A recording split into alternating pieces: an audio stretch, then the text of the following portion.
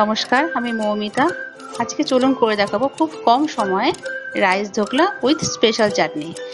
চলুন, প্রথমে তো 100 গ্রাম গোবিন্দভোগ চাল আমি ভিজিয়ে নিচ্ছি 3-4 ঘন্টা ধরে। এবার আমি গোবিন্দভোগ চালটাকে মিক্সার জারে ঢেলে নিচ্ছি। দিলাম সুজি, দিলাম 75 গ্রাম দই। এ সব কিছু পেস্ট করে নিতে হবে। তার আগে দিয়ে দেবো লবণ ও চিনি। আমি একটি ব্যাটার তৈরি করে নিলাম। এবার একটি পাত্রে ঢেলে নিলাম। ব্যাটারটা খুব পাতলাও হবে না, খুব মোটাও হবে না। এরপরে দিতে হবে গোটা জিরে, কুচনো আদা কুচি। ভালোভাবে মিশিয়ে নিলাম। মিশিয়ে নেওয়ার পর এর মধ্যে দিতে হবে 1 প্যাকেট ইনো।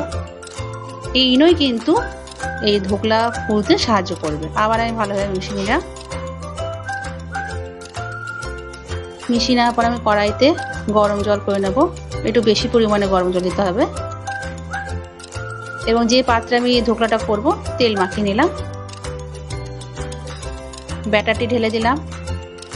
এই ব্যাটারটির মধ্যে আমি দিয়ে দেব কুচনো ধনেপাতা ও লঙ্কা গুঁড়ি।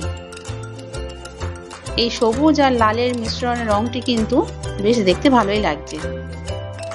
চলুন, হয়ে গেল আমার ব্যাটার তৈরি করা। এবার আমি ভাপাতে দিয়ে দেবো।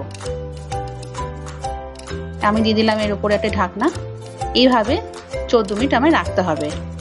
চলুন, স্পেশাল চাটনির জন্য একটি তাওয়াতে আমি তেল, গোটা ধনে, বাদাম, রসুন ও শুকনো লঙ্কা দিয়ে আমি একটু ভাজা ভাজা করে নিলাম। দিয়ে একটি মিক্সার জারে ঢেলে নিলাম।